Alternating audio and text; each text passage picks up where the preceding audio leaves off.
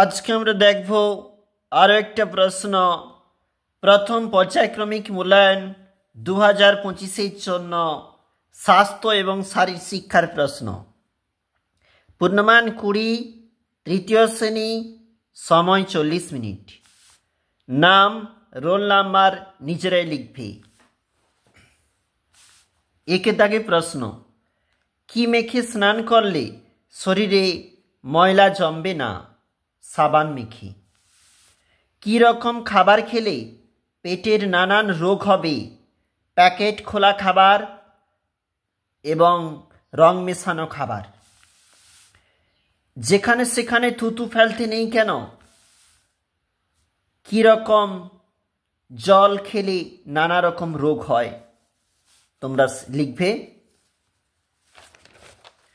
পরবর্তী পেজ বলেছে শোবার সময় কি টাঙ্গিয়ে শুতে হয় এবং কেন? শোবার সময় মশারি টাঙ্গিয়ে শুতে হয়। মশারি না টাঙালে আমাদের মশা কামড়ে যেখানে ডেঙ্গু, ম্যালেরিয়া প্রভৃতি রোগ হয়। বক্রাসন আসনটিতে কিভাবে দাঁড়াতে হবে? বস্তা দৌড় খেলাটিতে কিসের জোর বাড়বে?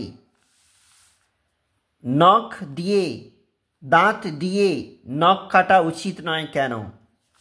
নখের ভিতরে থাকে ময়লা, সেই ময়লা আমাদের শরীরে প্রবেশ করে।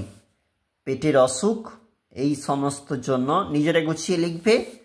আমরা দেখছিলাম তৃতীয় শ্রেণী স্বাস্থ্য শারীর শিক্ষার প্রশ্ন 2025, যেখানে 20 মার্ক।